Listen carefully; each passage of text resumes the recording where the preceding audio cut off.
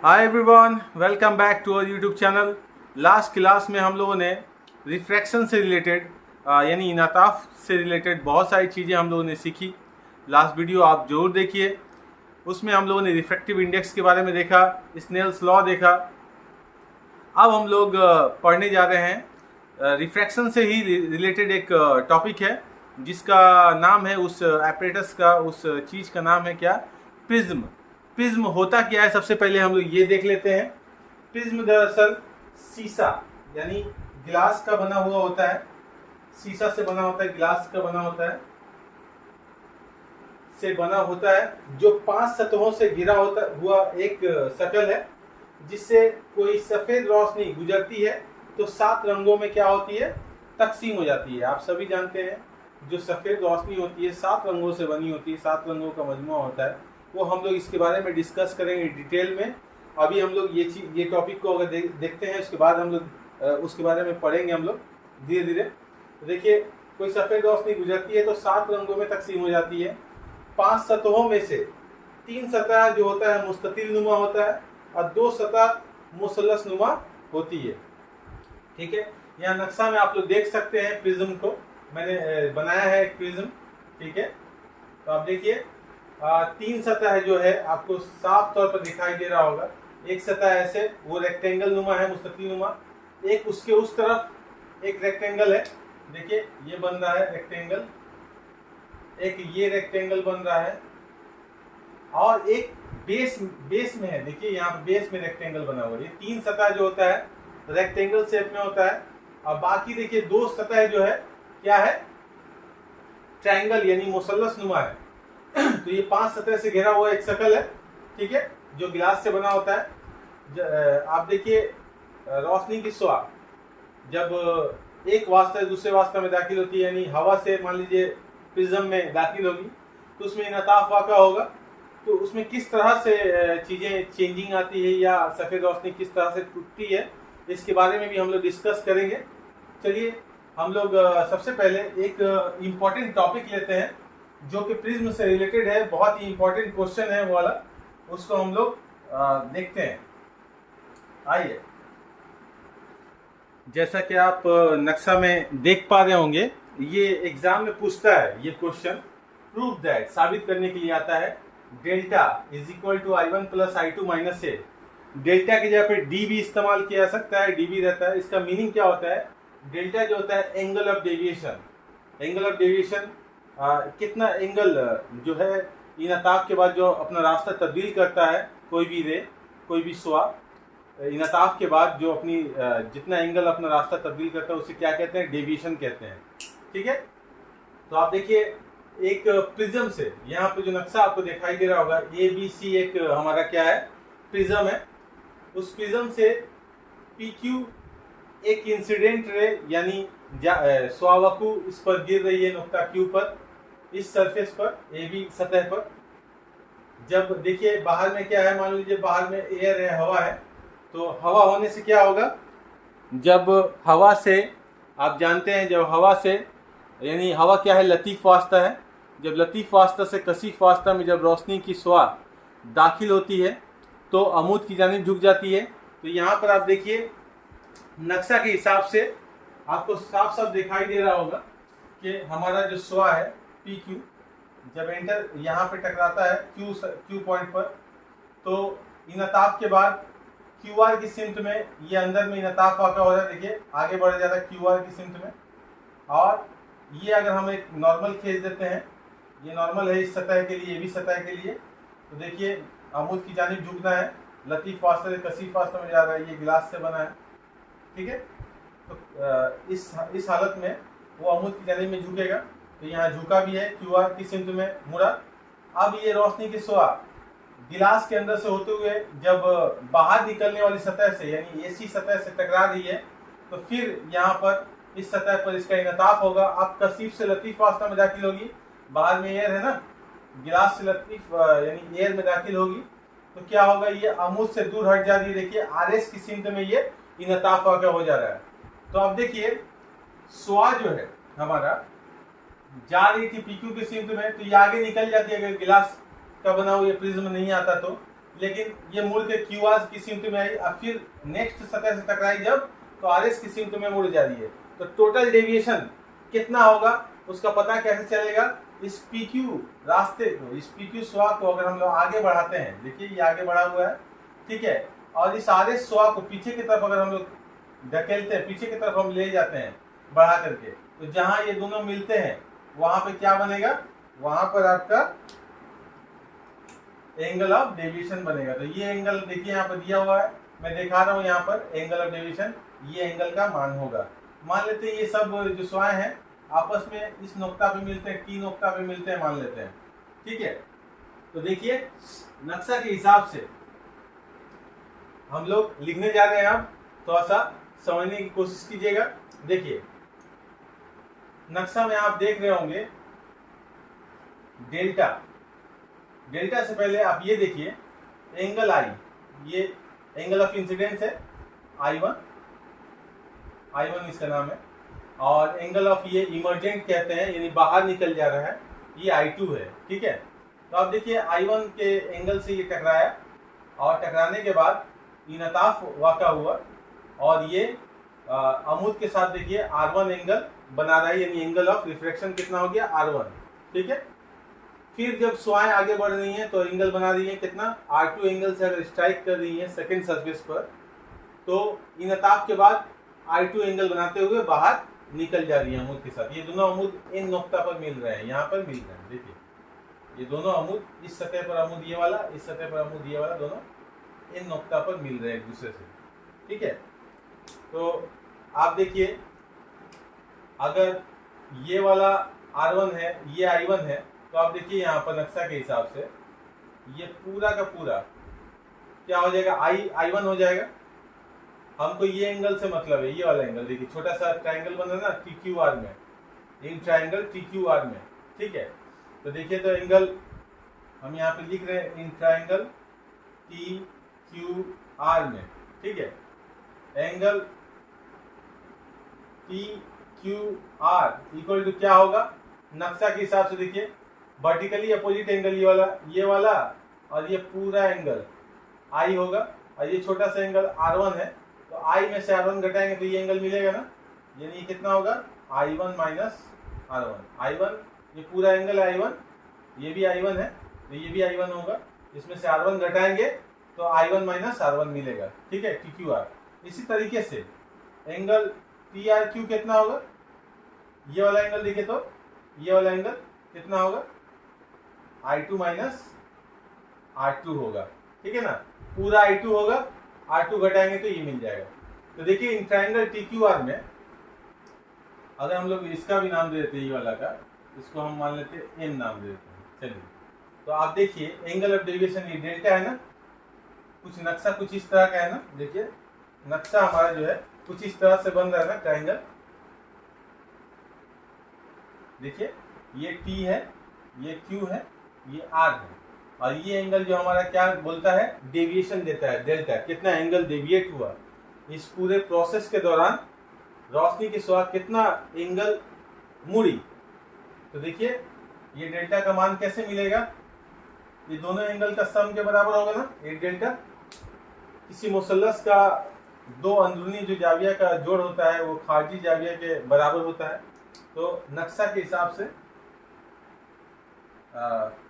From figure we can write in triangle TQR, ठीक है, angle जो डेल्टा है इज इक्वल टू क्या हो जाएगा? Angle TQR plus angle TRQ, ठीक है, TQR प्लस TRQ, ये दोनों का सम ये बाहर यानी एक्सटर्नल एंगल के बराबर होगा। तो आप देखिए यहाँ पर, और डेल्टा इक्वल टू कितना आएगा? TQR में TQR अभी हम लोग लिखे हैं I1 माइनस R1, और यहाँ पर TRQ कितना है? I2 माइनस R2, ठीक है, एंगल हटा देते हैं। इसको हम लोग क्या लिख सकते हैं? I1 और I2 को एक जगह कर लीजिए और माइनस कॉमन करके R1 प्लस R2 लिख सकते हैं ना, ठीक है। ये डेल्टा इज इक्वल टू हमारा ये आया अभी, इसको हम लोग नाम दे देते हैं 1 नंबर इक्वेशन, ठीक है। अब नक्शा में हम लोग फिर जाते हैं, नक्शा को गौर से देखिए। हम लोग लिखने जा रहे हैं इन क्वाड्रिलेटरल, यानी ज्वारभातुरी इजला आप जानते हैं ना, क्वाड्रिलेटरल का मतलब इन क्वाड्रिलेटरल का मतलब होता है ज्वारभातुरी इजला। कौन सा ज्वारभातुरी इजला देखिए तो नक्शा में AQNR, ठीक है। आप देखिए ये अमूद है ना, तो ये AQN जो जाविया होगा ये पूरा जाविया 90 डिग्री का है। ARN ये जो पूरा जाविया ये भी 90 डिग्री का है। एंगल N और एंगल A क्या है, एंगल ऑफ प्रिज्म है, ठीक है। तो आप देखिए इसके हिसाब से एक क्वाड्रिलेटरल का चारों जाविया का जोड़ कितना होता है, 360 डिग्री होता है। तो आप देखिए हम लोग लिख सकते हैं यहाँ पर, क्या लिख सकते हैं कि एंगल A, ओके, एक एंगल ऑफ प्रिज्म है, ये एंगल ऑफ प्रिज्म बोलते हैं इसको। एंगल A प्लस ये एंगल N, देखिए तो ये angle N plus angle AQN plus angle ARN is equal to कितना हो जाएगा, 360 डिग्री। यहां तक समझ में आ गया होगा। Angle A plus angle N plus angle AQN plus angle ARN कितना हो रहा है, 360 डिग्री, ओके। अब देखिए और A plus N angle N, देखिए AQN अभी बताया ना, AQN कितना है, 90 डिग्री है, अमूद वाला हिस्सा है, प्लस ये भी 90 डिग्री ARN और यहाँ पे 360 डिग्री, ओके। इसको हम लोग थोड़ा सा घेर देते हैं, 360 डिग्री, ओके। देखिए A प्लस एंगल N कितना आएगा, 90 180 उधर जाएगा, 360 में से घटेगा तो 180 आ जाएगा ना। ये 2 नंबर इक्वेशन नाम देते हैं इसको, ठीक है। अब देखिए छोटा ट्रायंगल बन रहा है ना, उल्टा ट्रायंगल एक तो, इसको अलग इंक से लिख देते हैं। आइए देखिए छोटा ट्रायंगल में देखिए तो क्या है, इन ट्रायंगल उल्टा ट्रायंगल लिखिए QNR ट्रायंगल में, इन ट्रायंगल QNR क्या हो जाएगा, R1 छोटा सा है plus R2 angle plus angle N। एक ट्रायंगल के तीनों एंगल का यानी तीनों जाविया का जोड़ कितना होता है, 180 डिग्री होता है, ठीक है। तो R1 plus R2 plus angle N, ऐसे देखिए इसका नाम देते हैं हम लोग 3 नंबर इक्वेशन, ठीक है। देखिए angle A plus angle N 180 degree बराबर है, R1 plus R2 plus angle N 180 degree बराबर है। ये दोनों आपस में बराबर हो जाएंगे ना, दोनों ही तो 180 डिग्री के बराबर है, इनको हम लोग बराबर करते हैं, ओके। इस साइड में हम लोग लिखते हैं, ठीक है। यहाँ से हम लोग ले जाते हैं, इस जगह से उठा कर ले जाते हैं हम लोग, इसको थोड़ा सा हम लोग मिटा दें, इस एरिया को थोड़ा सा खाली करते हैं, ठीक है। हम लोग यहाँ आते हैं लिखने के लिए, देखिए निशान मैंने दे दिया है। तो फ्रॉम इक्वेशन क्या 2 and 3 वी गेट 2 and 3 से हम लोग क्या मिलेगा, angle A plus angle N is equal to R1 plus R2 plus angle N, ठीक है ना। तो देखिए एंगल N दोनों साइड से खत्म हो गया, तो A इक्वल टू क्या कह रहा है, R1 प्लस R2। आप देखिए इसका नाम देते हैं हम लोग इक्वेशन नंबर 4। आप लिखते हैं फ्रॉम इक्वेशन 1 and 4, 1 और 4 से क्या लिख सकते हैं, देखिए तो यहाँ पर R1 प्लस R2 आया था ना, इसकी जगह पे A बैठा सकते हैं ना, तो हम लिख सकते हैं delta is equal to I1 plus I2 minus A। यही प्रूफ करना था हम लोगों को, बड़ा आसान है, इसको थोड़ा सा सब्र रख करके बनाना होगा, ठीक है, नक्शा को समझना पड़ेगा, ओके। चलिए आगे देखते हैं। हमारे पास है एक बहुत ही इम्पोर्टेंट टॉपिक जिसका नाम है डिस्पर्सन ऑफ वाइट लाइट, सफ़ेद रोशनी का इंतसार। सफेद रोशनी का इंतजार क्या होता है आप देख पाएंगे यहाँ पर बोर्ड पर मैंने बना के रखा हुआ है इसे। देखिए, रोशनी का नक्शा बनाते वक्त आप रोशनी से रिलेटेड जो चैप्टर है उससे रिलेटेड जो भी नक्शा बनाइएगा उसमें लाइट का डायरेक्शन जरूर दीजिएगा, रेस का डायरेक्शन जरूर दीजिएगा, ठीक है। तो आप देखिए, जब सफेद रोशनी का इंतजार क्या होता है, जब सफेद रोशनी की कोई शुआ किसी प्रिज्म से गुजरती है तो वो 7 मुख्तलिफ रंगों में तकसीम हो जाती है। सफेद रोशनी की इस तरह से 7 रंगों में तकसीम होने को क्या कहते हैं, सफेद रोशनी का इंतजार कहते हैं या डिस्पर्सन ऑफ व्हाइट लाइट कहते हैं, ठीक है।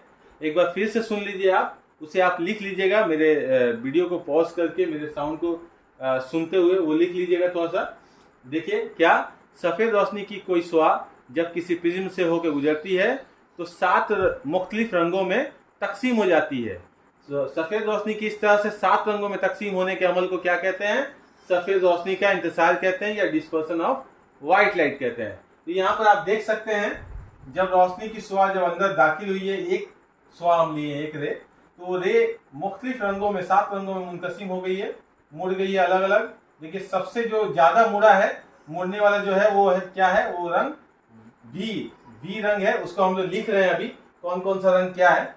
और ये 7 मुख्तलिफ रंगों में मुनकसिम हो गई है। लोग यहाँ पर एक पर्दा लगा दें तो यहाँ पे ये 7 रंग दिखाई पड़ेंगे। तो ये 7 रंग क्या क्या है, बी से क्या मुराद है, बी से मुराद होता है वायलेट। आई से क्या मुराद है, आई से होता है इंडिगो, ओके।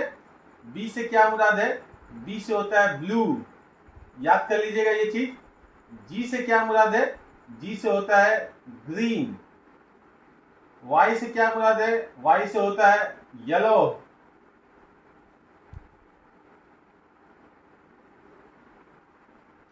अच्छा, ओ से क्या मुराद है, ओ से होता है ऑरेंज। आर से क्या मुराद है, आर से होता है रेड। आप देखिए, नक्शा के मुताबिक आप देख पा रहे हैं वायलेट सबसे नीचे दिखाई पड़ रहा है और रेड सबसे ऊपर दिखाई पड़ रहा है। इसका मीनिंग क्या है कि वायलेट जो है सबसे ज्यादा डेविएट हुआ है, ठीक है, और रेड सबसे कम डेविएट हुआ है। इसका वजह यह है कि ये दरअसल ये कम और ज्यादा जो डेविएशन हुआ है, इसका मेन रीजन है वेवलेंथ। आप देखिए, रेड कलर का जो वेवलेंथ होता है सबसे ज्यादा होता है। जिस रंग का वेवलेंथ ज्यादा होगा उसका डेविएशन क्या होगा, कम होगा, और जिसका वेवलेंथ कम होगा उसका डेविएशन ज्यादा होगा। तो वायलेट का बहुत कम है, जिसकी वजह से वायलेट बहुत ज्यादा डेविएट हो गया है, और रेड जो है ज्यादा है, इसका वेवलेंथ सबसे ज्यादा है, इसलिए रेड सबसे कम डेविएट हुआ है, जो कि ऊपर की तरफ आपको दिखाई पड़ रहा है, ठीक है। तो आप नक्शा में देख पा रहे हैं। तो अगर सवाल है कि जब सफेद रोशनी किसी प्रिज्म से होकर गुजरती है तो ये 7 रंगों में तकसीम क्यों हो जाती है, यानी डिस्पर्सन क्यों होता है, तो आप बोलिएगा वहां पर कि सफेद रोशनी अगर खला से होकर गुजरती है तो सारे के सारे जो रंग हैं वो इक्वल रफ्तार से होकर गुजरते हैं, लेकिन किसी मीडियम में जैसे कि गिलास में दाखिल हो रहा है, हवा से गिलास में दाखिल हो रहा है, जब गिलास में दाखिल होते हैं यानी प्रिज्म में दाखिल होता है, इसमें क्या होता है, सबका वेवलेंथ अलग अलग है, तो सबका जो डेविएशन है, रिफ्रैक्शन के बाद जो रास्ता तब्दील हो रहा है, सबका डेविएशन भी अलग अलग हो जाता है। ये अलग अलग होने की वजह से ही, वेवलेंथ अलग होने की वजह से ही ये डेविएशन अलग अलग होता है सबका, जिसके असर से क्या होता है, सफेद रोशनी 7 जो उसके अज्जा वाले कलर हैं, जो कंपोनेंट कलर्स हैं, रंग है, उसमें वो बिखर जाती है, वो टूट जाती है, जिससे क्या होता है, 7 अलग अलग रंग हासिल होते हैं, जो कि कहलाता है क्या, dispersion of white light. Okay, आपको समझ में आ गया होगा, ठीक है। तो आप देख सकते हैं, एक सवाल ये भी आता है, आप देखिएगा, गिलास स्लेब रेक्टेंगल शेप का बना होता है, गिलास स्लेब, गिलास ये भी गिलास का बना होता है, ठीक है, कुछ इस तरह से बॉक्स नुमा होता है। इसको मैं ठीक से 3D की शक्ल में दिखा सकते हैं इसको।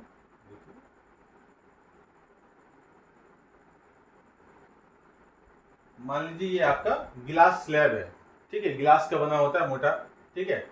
तो इससे भी रोशनी जब गुजरेगी तो इससे डिस्पर्सन नहीं होता है। क्यों? जबकि प्रिज्म भी तो गिलास से ही बना हुआ है, इसमें डिस्पर्सन हो रहा है, लेकिन गिलास स्लैब से अगर कोई शुआ गुजरती है व्हाइट लाइट तो उसमें डिस्पर्सन नहीं होता है। इसका वजह क्या है? तो आप देखिए, मान लेते हैं हम यहाँ पे एक अमूद खींचते हैं और एक शुआ इसके अंदर एंटर करवाते हैं। ये एयर है, अंदर में क्या है? गिलास है, ठीक है। तो जब शुआएं लतीफ फास्टर कसीफ फास्टर में दाखिल होती हैं तो अमूद की जानिब झुकती हैं। तो मान लेते हैं ये ऐसे गया, ठीक है। अब ये अंदर ट्रैवल करने के बाद आप देखिए, शुआएं जब लतीफ फास्टर कसीफ से लतीफ में दाखिल होंगी ना, अब गिलास से दूसरे सतह से गिलास स्लैब का दूसरे सतह से जब बाहर निकलेगी तो अब क्या हो जाए? डेंसर से रेयर मीडियम में दाखिल हो रही है तो अमूद से दूर हटेगी, कुछ इस तरह से हटेगी ये अमूद से दूर कि होगा क्या कि ये जो शुआ है इंसिडेंट शुआ और ये जो बाहर निकलने वाली खारजी शुआ है, ये दोनों एक दूसरे के क्या हो जाएंगी? मतवाजी हो जाएंगी। इसको अगर आगे बढ़ाएंगे, अगर हम देखते हैं तो ये एक दूसरे की क्या हो गई हैं? मतवाजी हो गई हैं। ऐसे हालत में हुआ क्या कि रोशनी जब अंदर दाखिल हुई तो डेविएशन हुआ, लेकिन फिर जब सेकंड सरफेस पर जब ये स्ट्राइक किया तो जब बाहर निकल रहा है तो पहले वाले रास्ते के मतवाजी हो जा रहा है। तो शुआएं जो हैं डिफरेंट रास्ता अख्तियार नहीं कर रही हैं, बल्कि वो शिफ्ट हो जा रही हैं सेम रास्ते पर। देखिए, ये सेम रास्ते पे निकल जा रही है ना मतवाजी, सबका अलग अलग रास्ता नहीं है, सब कंबाइन हो जा रही है। यानी इंसिडेंट शुआ जो है खारजी शुआ के मतवाजी होने की वजह से क्या हो रहा है? ये एंगल डिफरेंट कलर्स के लिए एंगल डिफरेंट नहीं हो पा रहा है, जिसकी वजह से डेविएशन भी डिफरेंट नहीं हो पा रहा है। यानी शुआएं अलग अलग नहीं मुड़ रही हैं, बल्कि इक्वली एंगल से वो लोग बाहर निकल जा रही हैं, जिसकी वजह से क्या हो रहा है? इस केस में, ग्लास स्लैब के केस में जो है कोई भी डिस्पर्सन वाक़ा नहीं होता है, ठीक है। इसको भी हम लोगों ने देख लिया।